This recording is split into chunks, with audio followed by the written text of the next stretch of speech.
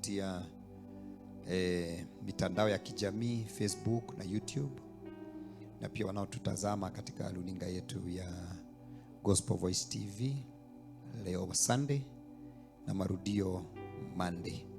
Mungu awabariki sana kwa jina la Yesu. Nataka kuongea kuhusu mzigo wa mchungaji. Haleluya. Juu ya kanisa. Kila mtu uliyeitwa ama kila mtu katika mahali ambapo Mungu amekupatia ofisi ya kufanyia kazi, lazima kuwe na kile ambacho msukumo, niseme msukumo. Lazima kuwe na msukumo unaokusababisha ufanye kile unachofanya, kwa sababu kunao mazao ama matarajio ama kuna mambo ambayo unataka kuyaona yakitokea baada ya kazi hii na bidii hii yote na juhudi hii yote ambayo unaoifanya. Ninapenda sana kumuiga na kumsikiza na kusoma maandiko yaliyoandikwa na Paulo, mtumishi wa Mungu, mtume Paulo. Na leo nataka kuzungumza kuhusu maandiko alizungumzia kanisa la Wakolosai. Bwana Yesu asifiwe. Kanisa hili alizungumza nalo, wengine walikuwa wanamjua na wengine hawakuwa wanamjua. Hawakuwa wamekutana na uso kwa uso. Lakini katika maandishi yake alisema kwamba wale wanaonijua na wale ambao wasionijua. Kwa sababu habari hizi, kwa sababu ya hali ambapo walikuwa nakaa na katika maeneo ambayo walikuwa nakaa changamoto fulani. Lakini kuna kile ambacho Paulo katika moyo wake alikuwa anatamani kuona kimezalika katika kanisa la Wakolosai. Jinsi ambavyo hata mimi katika ninapohudumu katika kanisa la Mwireri, kuna yale mambo ambayo mzigo ulio katika moyo wangu, ninatamani kuona mazao. Kila mchungaji ukimuuliza, kuna yale matokeo ambayo anataka kuyaona kwa wale ambao wanaowalisha na kanisa ambalo wanalolichunga. Bwana Yesu asifiwe.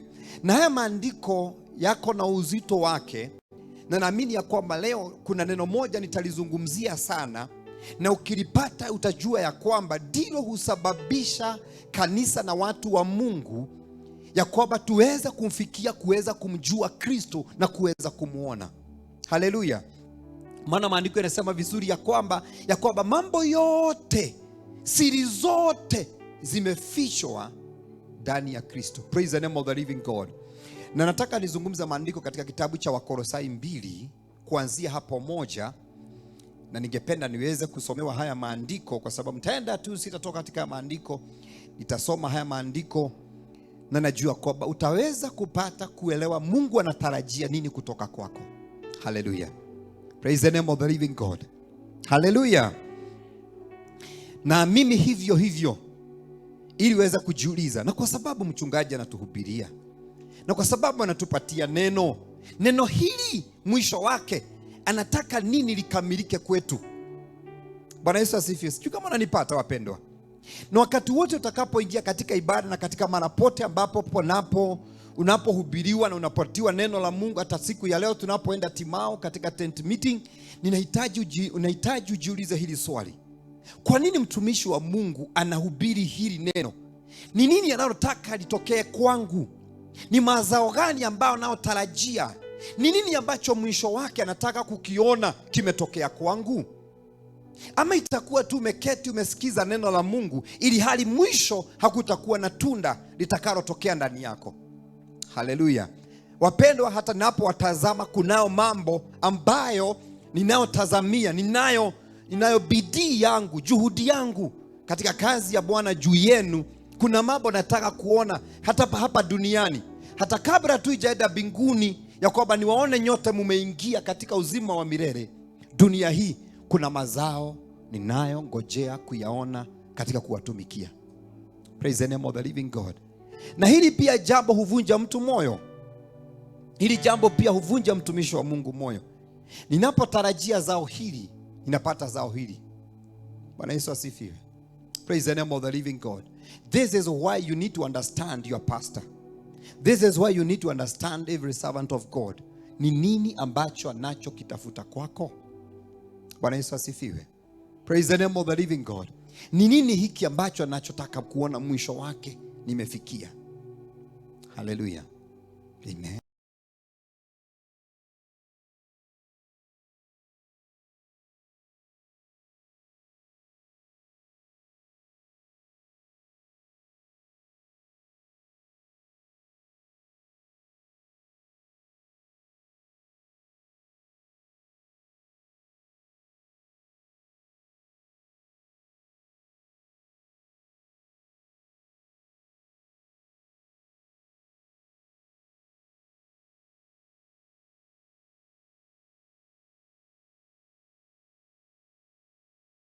juhudi yangu niliyo nayo kwa ajili yenu.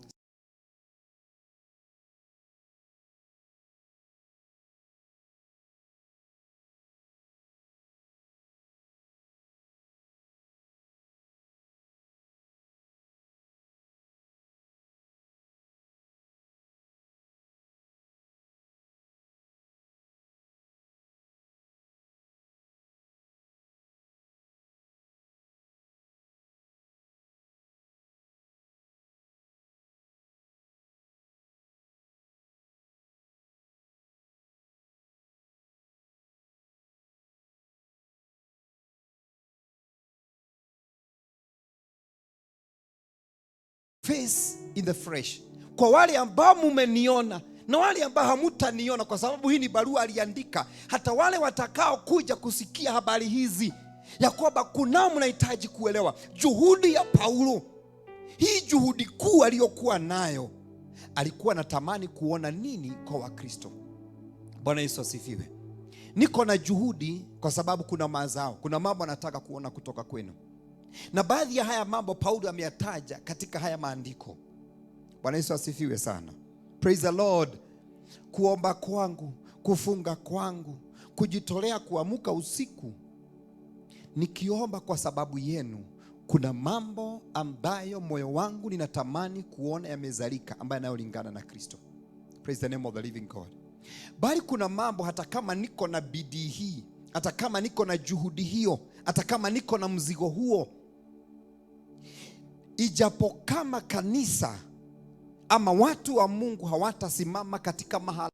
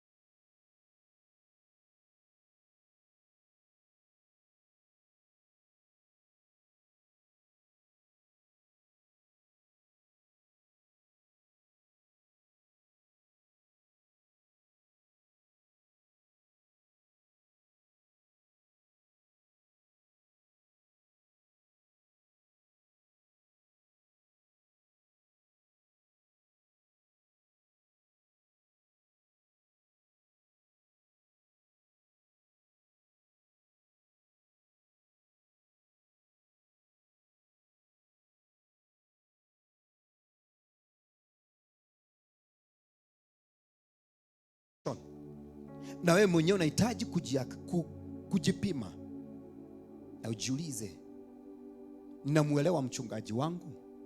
Ndio maana Paulo anaandika hili andiko ili ya kwamba waweze kujua jinsi alivyo, jinsi ilivyo hiyo kuu juhudi aliyokuwa nao juu yao. Mstari wa pili mstari wa pili, ili wafarijiwe mioyo yao, wakiunganishwa katika upendo, wakapate utajiri wote wa kufahamu kwa hakika, wapate kujua kabisa siri ya Mungu, yani Kristo. Amen. Sikia, the whole preaching, the whole teaching and whatever we do, chochote tunachokifanya katika kanisa, imagine mambo haya yote ni katika nyinyi, katika kumjua Kristo. Kuna mambo ambayo Paulo hapa ameguza mawili katika huo mstari, ambaye amezungumza kitu cha kwanza, that they shall be comforted. Praise the name of the living God. We are here to comfort you.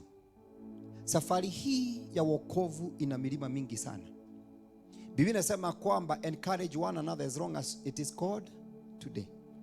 Tia jirani yako, tia huyo ndugu na huyo dada unapomuona, usiya kwamba unamvunja moyo. Unaona kule ndo mavunja kama mudo gorogi nyokaligwa. Unafanya kitu na umefanya kwa bidii kabisa, umefanya kwa bidii yako yote, lakini mtu anakutoa gia kutoka namba 5 mpaka 0. Yeye anakuambia kineno, atakwambia kijina, ama atakuita Kuna siku moja waibaji hata wakati mwingine unaweza kusikia mwimbaji alivujwa moyo na mshirika. Na okay, inidhi ya hali. Na vile ulikuwa na ruka pale. Nasikia unaweza kuambiwa kikitu na mtu umefanya kwa juhudi, lakini unatolewa gia. Bwana Yesu asifiwe. So Paul was talking about comforting. Bwana Yesu asifiwe sana. Haleluya. Kanisa, kuna kiwango ambacho hatutafika kama tutafika kiwango hiki cha kutiana moyo, cha kufarijiana. Bwana Yesu asifiwe. Kiwango ya kuona mtu wako chini hata kama amevunjika moyo kiasi gani, hata kama si mzuri. You know, we are not perfect beings. Tuko na udhaifu, kila mmoja wetu ako na udhaifu wake. Lakini nahitaji kila mtu, shika ndugu yako, shika dada yako, mtie moyo katika safari hii. Iko na majaribu mengi sana. Bwana Yesu asifiwe sana. Haleluya. Danakira, hata wakati mwingine mimi nakumbuka wakati mmoja nilikuwa nimefika mwisho, nikashindwa nani nitamkimbilia mimi anitie moyo, aniambie maneno mawili ama matatu ya kunitia moyo katika safari. Bwana Yesu asifiwe. Najua wakati mwingine mchungaji anakuanga na kazi ngumu sana. By the way, kupatia counseling mchungaji si rahisi. Niwaambie ukweli, ni kama kutibu daktari. Unajua daktari unaweza kwenda hospitali na daktari akupima pime na ajua hii ugonjwa ni kali sana, sitakuambia kupatia majina ambayo ni complicated hapo, lakini uende na matibabu. Sasa unakuta ya kwamba wakati mwingine kutibu daktari unamwambia ugonjwa huu, unajaribu kumpeleka hivyo na kuambia ninajua hii maana yake. Ni ngumu sana. Sijui kama hapa tuko na daktari. Unaweza kupata ni ngumu sana kutibu daktari.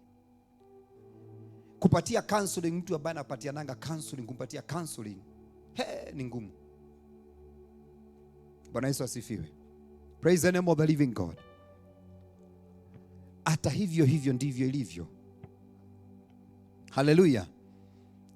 Unahitaji kuangalia huyo ndugu na huyo dada ukapate kumtia moyo. Jambo lingine Paulo ameguza hapa, amesema ya kwamba that your hearts being knit together in love. Nataka kuzungumza neno hili, to be knit. Neno hili litumika wakati ambapo Biblia inazungumza kuhusu watu wawili, Jonathan na David. Jonathan alikuwa mtoto wake Sauli. David ako katika nyumba ya mfalme, si kwa sababu ya hiari, kwa sababu nakumbuka ya kwamba ilifika mahali ambapo Saul alichukia David, wakati ambapo David alienda katika vita, akapiga Wafilisti, akakuja ametairi maelfu yao. Aliporudi alichangiliwa sana na kijiji kizima jinsi ambavyo amepigana vita. Na Sauli hakusikia vizuri kwa sababu ya hii maneno. Na ikafika mahali ambapo huyu mtoto anaitwa Jonathan, ambaye alikuwa ni mtoto wake halisi wa Saul, na ambaye pia alikuwa mwanajeshi. Ni kama vile ambavyo katika mataifa mengine unakuta baba ni president. Kuna taifa moja jirani, baba ni president, komanda wa jeshi naye ni mtoto yake. Lakini kuna kitu ambacho it's a mystery, ambacho ni cha ajabu sana katika hii jambo ambalo Mungu alifanya kwa mtu ambaye anaitwa David na Saul. Ya kwamba alipatanisha, aliwasababisha waingie katika agano na mapatano ambayo alikuwa ya kipekee sana. Ambapo hapa kanisa tunahitaji kujiuliza kwa nini hili neno ambalo Paul amelitumia pia limetumika in Old Testament, ya kwamba knitting, kunit, kitu ambacho kimesukwa, kushikanishwa, kitu ambacho hauwezi ukatenganisha, vitu ambavyo vimeingiana. Bwana Yesu asifiwe. And to understand this, nisome maandiko in the book of 1 Samuel 18 verses 1. 1 Samuel chapter number 18 verses 1.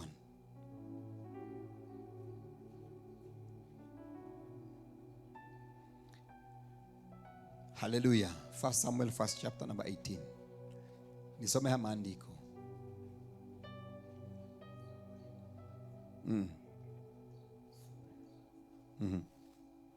Sura ya 18 mstari wake wa kwanza. Ikawa Daudi alipokwisha kusema na Sauli, roho ya Yonathani ikaambatana na roho ya Daudi. Hii ya Kiswahili ya Kizungu inasema, and it came to pass when he had made an end of speaking unto Saul, that the soul of Jonathan was knit with the soul of David, and Jonathan loved him as his own soul. Hebu soma Andrea. Praise the name of the living God. Ikaambatana Ikaambatana na roho ya Daudi. Yonathani akampenda kama roho yake mwenyewe. Sauli akamtoa siku ile, wala hakumwacha arudi tena nyumbani kwa baba yake. Nao Yonathani na Daudi wakaahidiana, kwa kuwa alipenda kama roho yake mwenyewe. Ndipo Yonathani akalivua joho alilokuwa amelivaa, akampa Daudi mavazi yake, hata na upanga wake pia, na upinde wake na mshipi wake. Basi Daudi akatoka kwenda kila mahali alikotumwa na Sauli. Akatenda kwa akili. Sauli akamweka juu ya watu wa vita. Jambo hili likawa jema machoni pa watu wote, na machoni pa watumishi wa Sauli. Hata ikawa walipokuwa wakienda, hapo Daudi aliporudi baada ya kumuua yule Mfilisti, wanawake wakatoka katika miji yote ya Israeli kwa kuimba na kucheza. Basi kifikisha tu hapo. Kuna kitu nataka uelewe hapa kuhusu David and Jonathan. Praise the name of the living God. Hawa watu hawakuwa madugu. Hawa watu hawakuwa wametoka katika familia moja. Bwana Yesu asifiwe. Huyu amezaliwa na baba na amempatia mamlaka katika taifa. Daudi ni vita tu amepigana, amepiga Goliath na ameletwa katika nyumba ya mfalme. Maana Biblia inasema vizuri ya kwamba wakati Daudi aliingia katika nyumba ya Sauli, hakurudi tena kwa baba yake, alikaa katika nyumba ya Sauli. Na maandiko inasema kwa wakati ambapo Sauli alimaliza kuongea, roho ya Daudi na Yonathani ikaambatana. That is the word knitting. Praise the name of the living God. Waliingiana roho. Maandiko inasema kwamba Jonathani akampenda Daudi kama roho yake mwenyewe. Praise the name of the living God. Ndio maana Paulo ametumia hili neno katika kanisa la Wakolosai, akiwaeleza ya kwamba kuna mambo ya kutiana moyo. Bwana Yesu asifiwe. Na la pili akawaambia kuhusu ya kwamba roho zao ziweze kuambatana. Bwana Yesu asifiwe. Kanisa lisipoambatana, ama watu wa Mungu wasipoambatana, haleluya, kuna mambo katika maisha yao, ama kuna mazao hawataweza kuyaona katika maisha yao. Haleluya. Na ndiyo maana katika Biblia kuna jambo moja ambalo ni la muhimu sana. Na sijui huwa tunaulizana nini, sijui tunapigananga nini, sijui tunaumizana kwa nini, watu wa Mungu. Bwana Yesu asifiwe. Sijui watu wanachukiana kwa sababu gani. Haleluya. But you can understand this. Kusudi la Mungu ni ya kwamba tuwe na kuambatana. Na katika kuambatana huu ni katika upendo. Haleluya. Nitateremka hapo chini niweze kuelewa ya kwamba kuna mambo na kiwango ambacho hatutaweza kufika kama hatutakuwa na upendo. Bwana Yesu asifiwe. So ukitaka kuelewa hili, David na Yonathani, iko wakati ambapo Sauli amepanga kuwa Daudi, na watu wawili waliingia katika agano na wakakubaliana ya kwamba hata kukienda namna gani usiwahi nisahau, usiwahi niacha. Baba anataka kumaliza David, na huyu si mtoto wake, ni mtoto wake wa kuzaa halisi. Ametoa mavazi yake ya vita, wakati huo kukuwa na bunduki na hakukuwa na nini. Hizo ndizo vifaa zilikuwa za silaha za kuonyesha mamlaka. Alizichukua akampatia Daudi. Bwana Yesu asifiwe sana. Akavua nafasi yake akampatia mwingine. Haleluya. Ndio kanitha ineka kule mundu ungitikira uguo. Sijui ni wangapi wanaweza kukubali kubeba mzigo wa jirani yako na ndugu yako kama jinsi Daudi alivyofanya.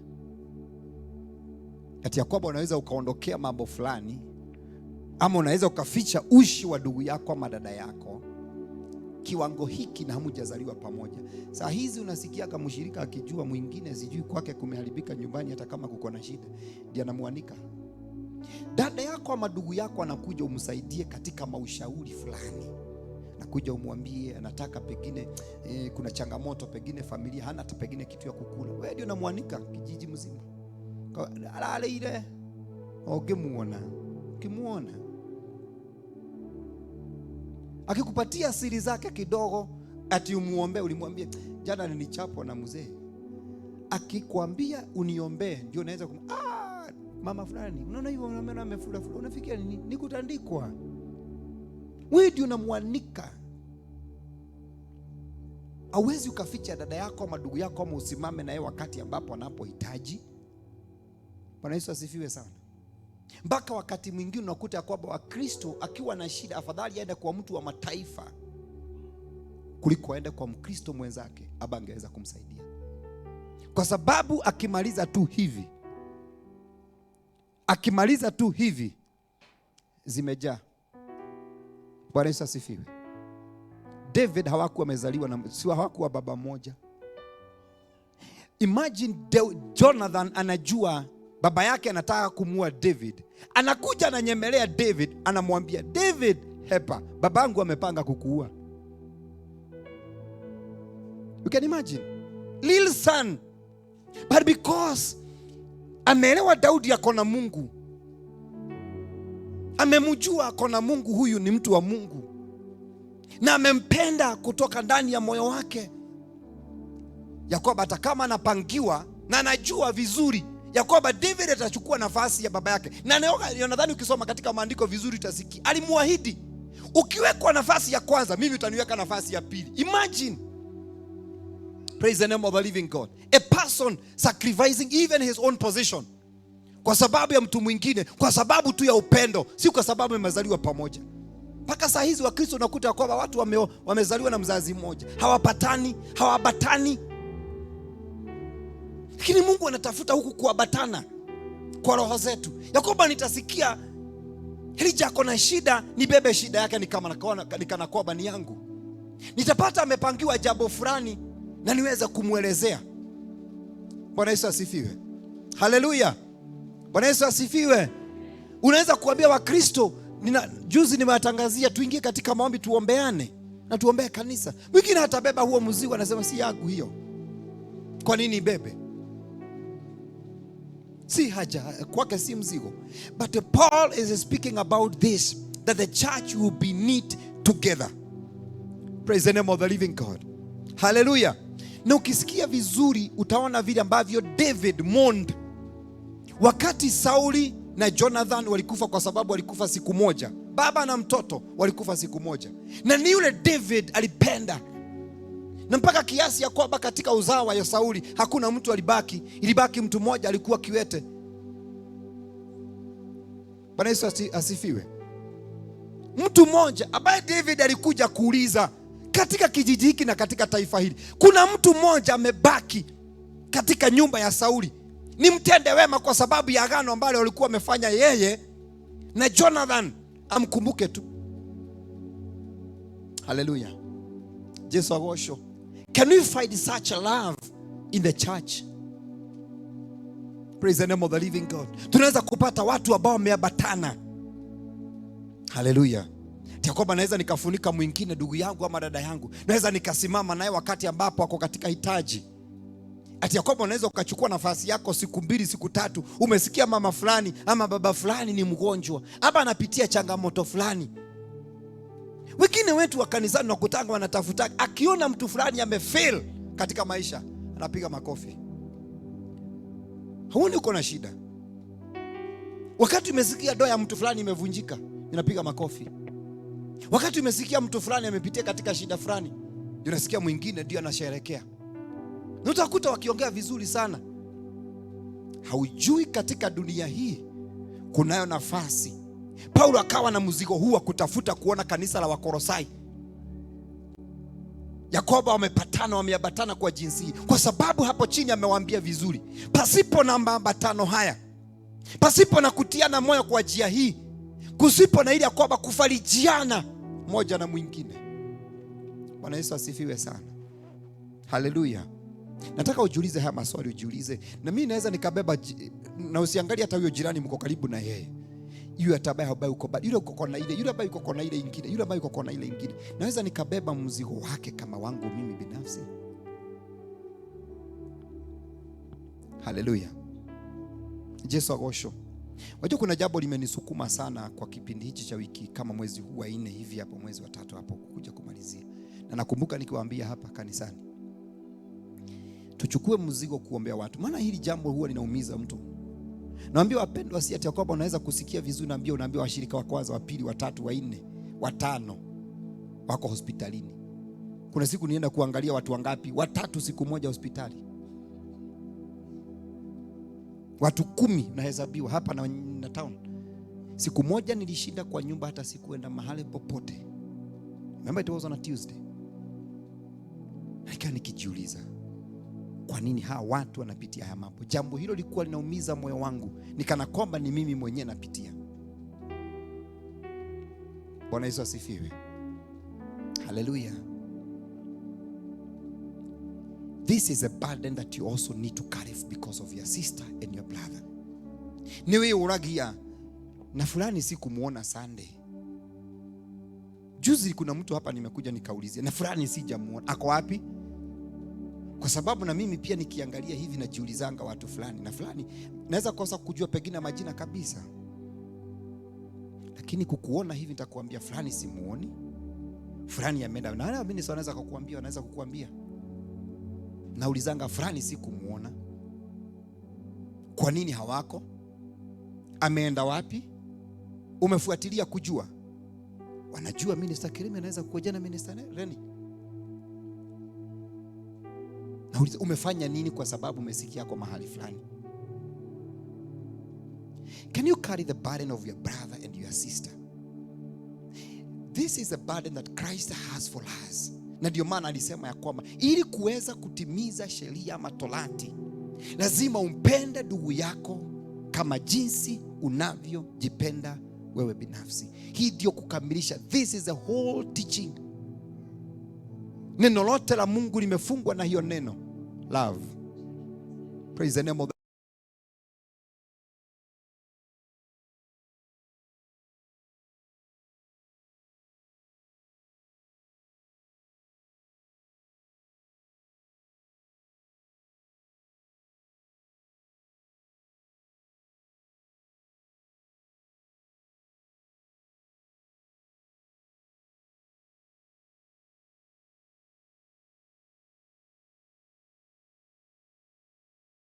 maisha ya watu, upendo.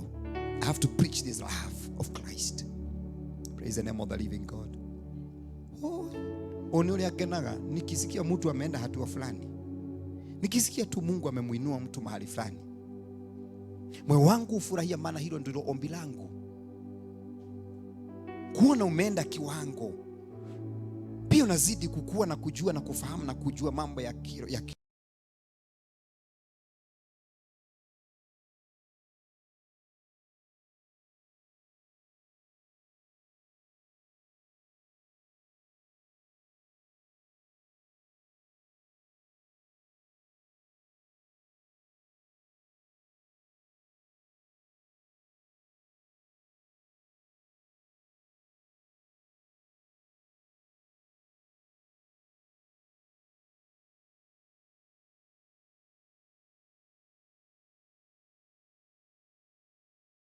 chapter number 12.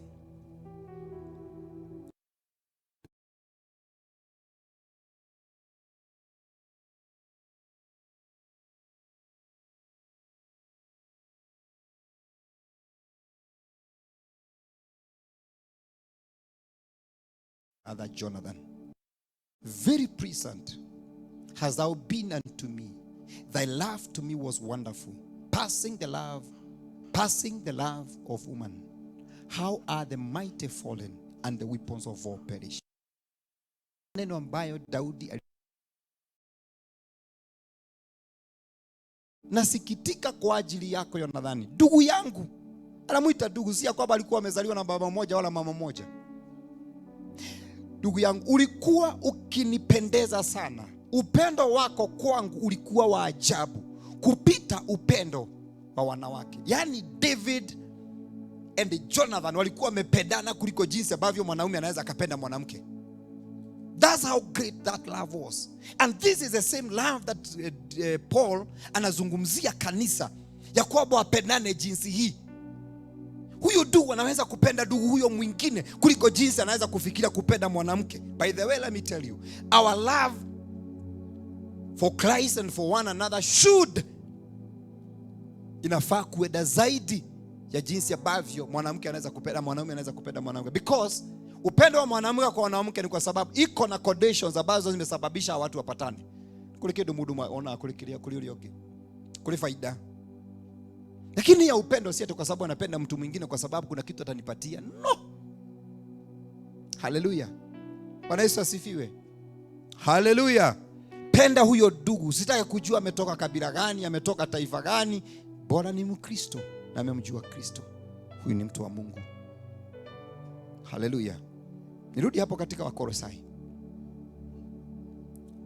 Colossians chapter number 2. Bwana Yesu asifiwe. Torio shoge kane we unyendete. Na ukimenya wewe ndari uhoro wagu, usifikiri hapa ni nini. Muulize jirani yako, do you love me? Ndumuulize. Wewe unaona aje? Unaona ndio maana hamwezi kuulizana kwa sababu unajua kuna mahali ulianika ndugu yako na dada yako. Tamuulie kana ole wanyanika, muulize ushainianika.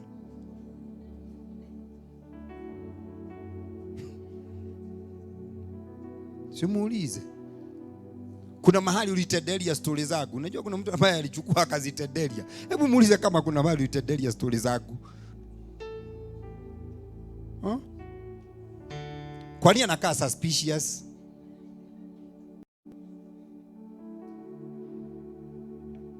Hallelujah.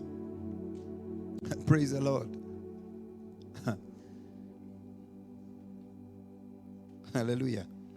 Sikia huu mstari. Endelea kutoka pale. Acha nikusomee tu ni sawa. Ili wafarijiwe mioyo yao wakiunganishwa katika upendo wakapate utajiri wote wa kufahamu, kwa hakika wapate kujua kabisa siri ya Mungu, yani Kristo. You know, once we love one another.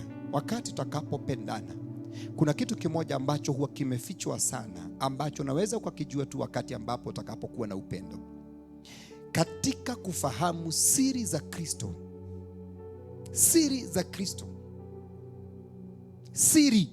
Naweza kujiuliza how ya kwamba siri hizi za Kristo nitaweza kuzipata tukipendana ama tukiambatana kama kanisa. Bwana Yesu asifiwe. Haleluya. Ukiona kanisa liko na vita na ishuki na watu wapendani, ni kumaanisha ya kwamba upendo hawatamjui Kristo, hawana ufunuo Kristo ni nani. Kama ningejua ufunuo na kama ningemjua Kristo, tungependana. Praise the name of the living God. If I know God. Na ndio maana Biblia inauliza ya kwamba nawezaje nikampenda Mungu ambaye sijawahi muona kwa macho haya? Unless nijifundishe na huyo ndugu na huyo jirani kumpenda kwanza, ya kwanza niweze kujua.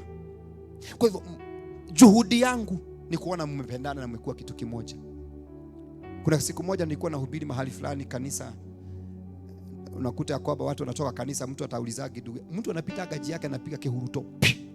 Hata kusalimiana ile mnaweza kusalimiana, ulize ndugu yangu, dada yangu, hata msimame pale nje, yani ya kwamba ulize habari yako, ama usalimie wawili watatu. Ukimaliza ibada kila mtu anapiga about 5 kwa sababu alikuwa ameangalia pande hii, 180 kuangalia mlango na kutoka.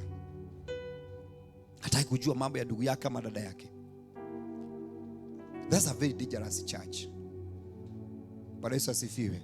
Hebu ambia jirani yako ambaye yuko hapo, make sure kwamba unanisalimia kila saa, hata kama nimekaa kona gani.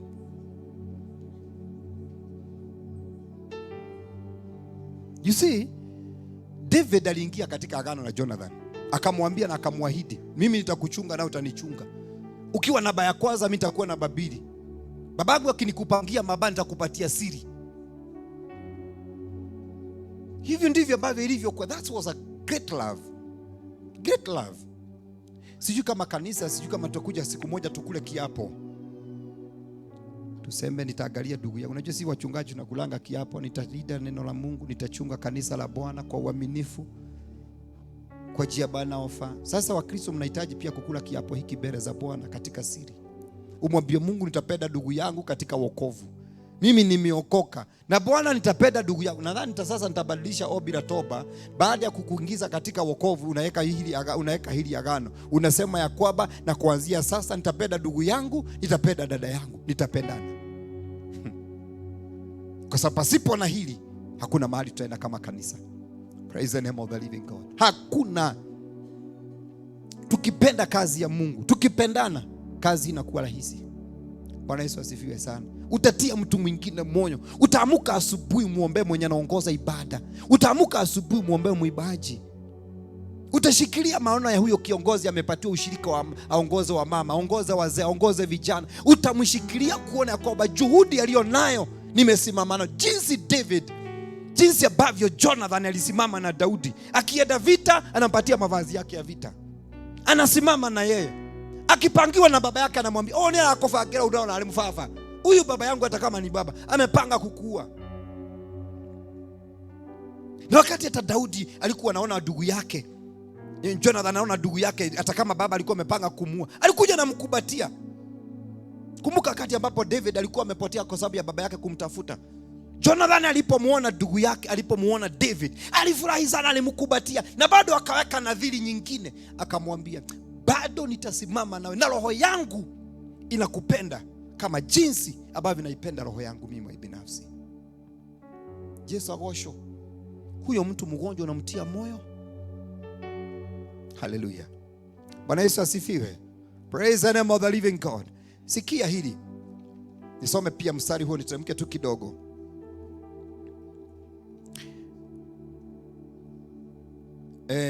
Verses 3. In whom are all hid all the treasures of wisdom and knowledge. And this I say, lest any man should beguile you with enticing words.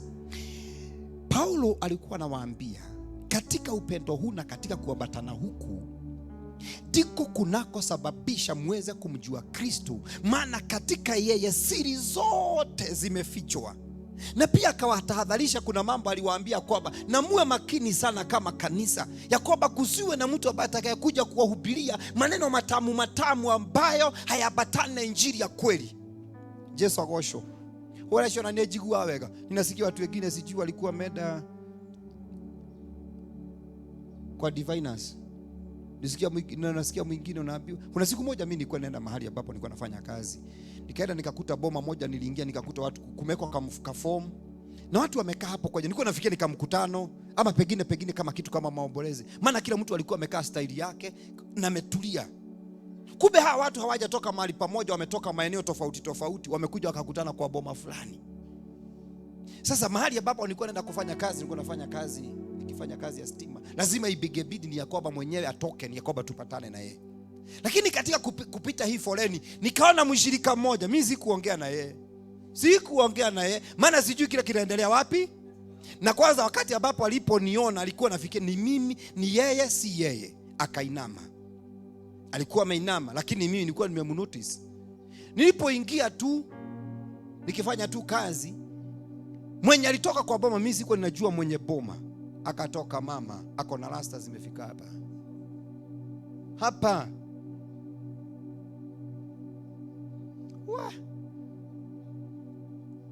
Sasa wakati ambapo nilienda nikaangalia, nikamaliza kazi yangu ambayo nilikuwa nafaa kufanya, nikamuita. Nikamuuliza, "Kukule kati, huku unafanya nini?" Kumbe hawa watu wanakujanga hapa Rutero to magogo, wanakuja kufanyiwa magogo hapo. So ni foleni, ni laini wamepanga, huyu akisoga, huyu mwingine nasoga. Nawaambia watu wanapenda mambo ya uongo. Huyu mama ni divina mkubwa sana hicho kijiji. Nikaenda kwa jirani, wakati niingia kwa jirani mwingine nikaanza kumuulizia story. Akaniambia huyu ni mchawi. Wao katika kijiji wanamjua ni mchawi. Wanamuita mchawi. Lakini hawa watu wote wamekuja hapa, wametoka mbali, maeneo tofauti tofauti. Ni vile watu wanaabianaga. fulani kwa fulani kwa fulani. Juzi mshirika wangu mmoja amenipigia simu akaniambia kwamba kuna mahali nilikuwa nimeambiwa nipeleke watu, niende mahali fulani nipeleke watu, lakini sikuwa ninajua. Tukabeba buzi, nikabeba watu 6, nikaenda na wao. Wakati nilienda sikuwa ninajua zile vitu wanaenda kufanya. Kube hii bag, mzee mmoja akatoa bag na akatoa mavazi fulani. Alipotoa mavazi fulani akaanza kuwa suspicious. Ni wapi hapa nimeletwa? Na hii maeneo yenu iko na maneno mengi sana, kwa sababu aliniambia ni hii maeneo tu hapa Katheri. Hapa tu Katheri. Ilikuwa masaa ya jioni, saa 12 mpaka saa 1:30 ndipo alikuwa anafanya hizo maibada. Sasa akaniambia mimi sikuwa ninajua. Kama ningejua ni hili jambo limeletwa kufanya hapa, singekuja. Naambia ni wapendwa, hapa kuna wachai wengi sana Katheri. Bado wako. Bwana Yesu asifiwe. So Paul was speaking to this church ya kwamba wasiingizwe katika mafundisho potovu. Bwana Yesu asifiwe sana. Praise the name of the living God. Hallelujah. Hiyo ndio wali yake. Na hii hata mimi inakuanga wali kwangu. Yesu agosho. This is my greatest worry. That ya kwamba watu wa Mungu wasiingie katika mafundisho ambayo hayafai. Bwana Yesu asifiwe. Yesu agosho. Watu wasiingizwe katika mafundisho potovu. Maana ukiingia katika mafundisho potovu, roho yako itatoka kwa Mungu na itatazama kuabudu miungu mingine ama kufanya vitu ambavyo havifai kulingana na mapenzi ya Bwana. Lakini chanzo cha haya yote ni nini? Ile kanisa limeshikana. Yesu agosho. Kanisa ambalo limepatana, limeambatana. Bwana Yesu asifiwe sana. Praise the name of the living God. Niruke hapo niingie mstari wake wa 8. Hallelujah. Akasema hivi, beware lest any man spoil you through philosophy and a vain deceit, after the tradition of men, after the rudiments of the world, and not of Christ. Ya Kiswahili nasema, angalieni mtu asiwafanye mateka kwa elimu yake ya bure na madanganyo matupu, kwa jinsi ya mapokeo ya wanadamu, kwa jinsi ya mafundisho ya awali ya ulimwengu, wala si kwa jinsi ya Kristo. Bwana Yesu asifiwe sana. Praise the name of the living God. Kanisa likiwa na upendo na umoja, watu wanatafutanga suluhisho na njia ambazo hazifai kwa sababu ya kutokuwa na kujua ukweli. Hii siri ya Yesu. Na hii siri ya Yesu tumeona vizuri mahali ambapo inapotoka. Chanzo chake, watu Yakobo wamepatana, watu wameambatana, watu wanapendana. Hii itawazuilia watu kuingia katika mafundisho ambayo hayafai. Hii itazuilia watu kuingia katika mafundisho ya kidunia hii. Todo thenele githomo kiayo, dunia iko na mafundisho yake. Bwana Yesu asifiwe. Philosophy ziko na mambo zake ambazo wanazoziamini na ambazo wanazozijua, wanazozifanya. Usipokuwa makini utafundishwa. Bwana Yesu asifiwe. Haleluya. Siku moja nilipatana na mshirika wangu pia. Ni hapa town wakati tulikuwa tumeanzisha tu kanisa hapo. Na nikakuta mshirika mmoja, watu wamezunguka mahali. Wao watu nakujanga kufundisha, wanaandikaga manamba chini na majani sijui. Na sijui kwa wanakujaga na soda ya Fanta. Na maandiko kuandika chini na shoka na majani fulani na vitu fulani vituko. Sasa mimi nikapata mshirika wangu, mimi nikapita, hata nilikuwa nafikiria pengine ni kitu ya maana sana. Sasa mimi niko katika tu kupita, nikapita mshirika wangu, nikakuta mshirika pale ako pale ndani kabisa. Na huyu mtu bado alikuwa anasoma watu mikono. Anakuita sijui nakwambia story, sijui anakuita nakwambia sijui nini. Vitu kama zile. Nikaona huyu hatapotea mimi nikiona. Oyo dagiura, hakuna. Mimi sitakubali upotea nikuangalie. Ndio gotiga, sitakuacha. Nikamvuruta. Ngemuhutia haha. Unajua shingo ameinua hivi. Watu wengine ni warefu kumuliko, lakini ameinua shingo hivi. Nikamguza hapa.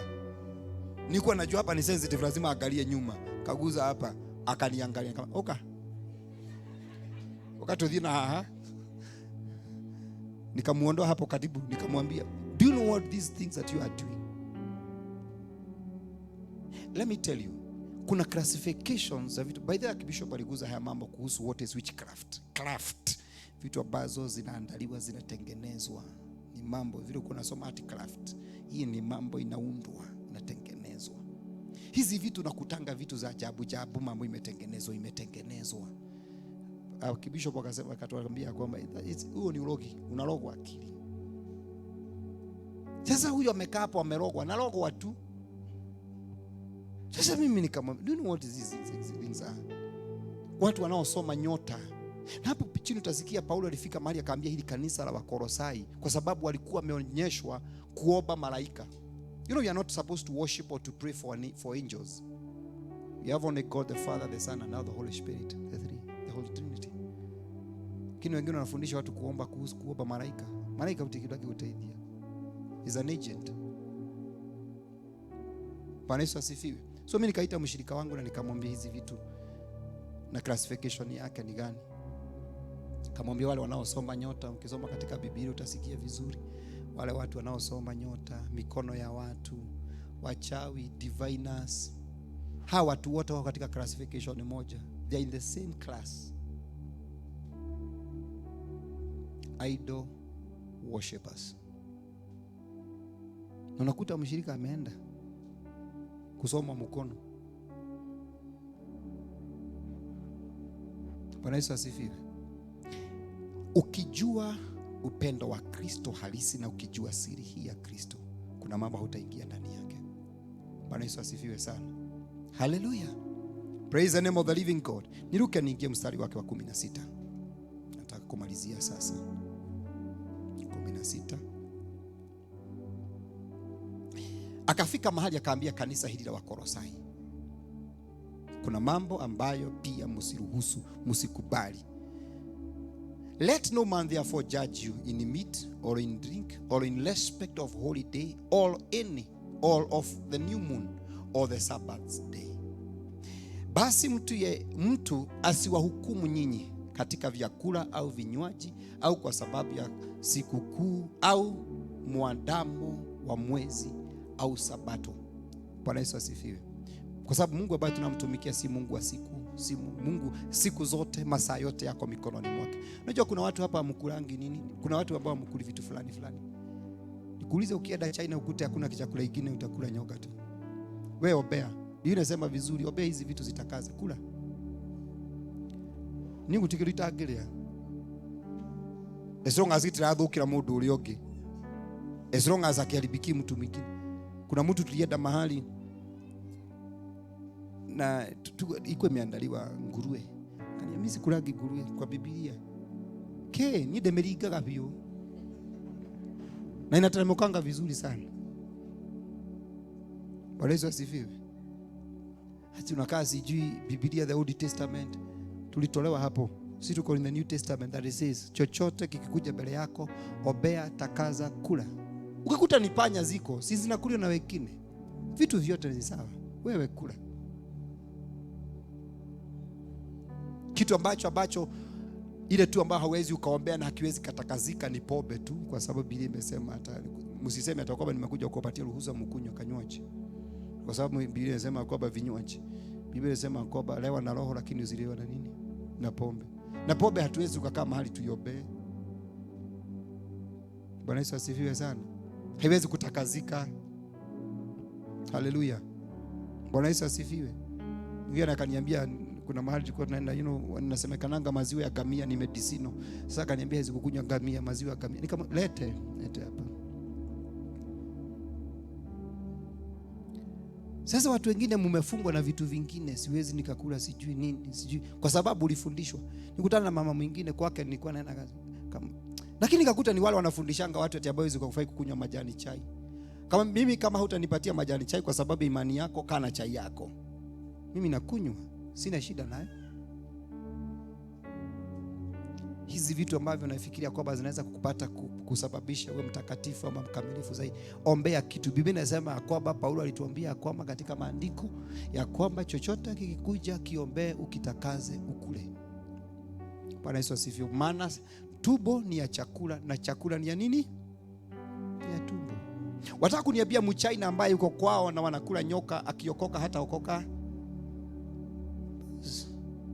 Akisamehewa amesamehewa. Hii mwili inabaki hapa, ni roho inaenda. Bwana Yesu asifiwe. Angalia wengine mnaniangalia, wengine mkuli sungura. Lete uone mimi nitanyorosha. Lete.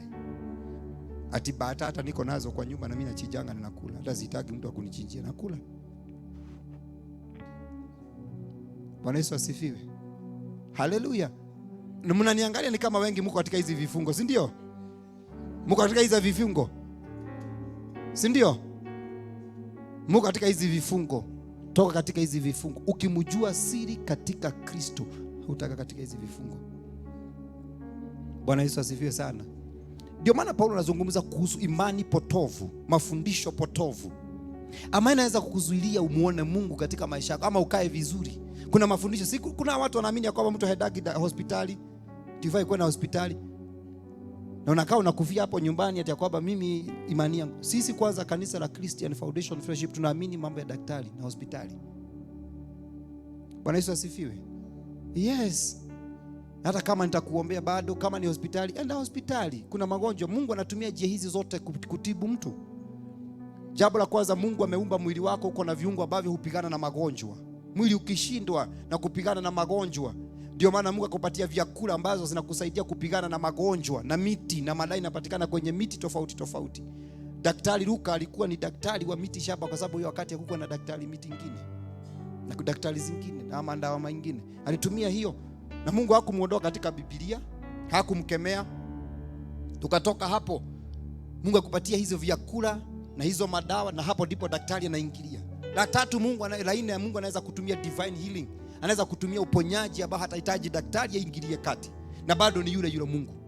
Na la tano, Mungu anaweza kutumia combination ya hizi zote tano, zote nne.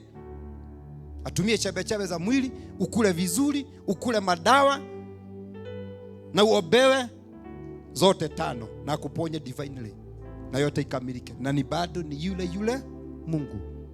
Bwana Yesu asifiwe. Wengine hawapelekangi. Kuna mtu mmoja mimi najua hakuwa anapeleka watoto shuleni, ati kwa sababu yeye anafaa kuwafundisha watoto. Hii masomo ilikuja na wazungu, ilikuja na watu kutoka sijui. Imani yao inawaambia mtoto akae hapo kwa mjinga, somesha yeye. Imani ambazo ni potofu. Praise the name of the living God. Unahitaji kuwa mwangalifu. Haleluya. Bwana Yesu asifiwe. Na maombi ambao nabii yangu ombe mara 21, Baba yetu wa mbinguni. Imani potofu. Praise the name of the living God. Unahitaji kujiuliza, siri katika Kristo yatoka wapi? Mwanzo ni katika upendo. Praise the name of the living God. Chanzo chake ni upendo. Hallelujah. Praise the name of the living God. So this is what I'm looking for. Hii ndio jambo ambalo mimi na hata Kristo anatafuta kwetu sisi kama kanisa. Tianeni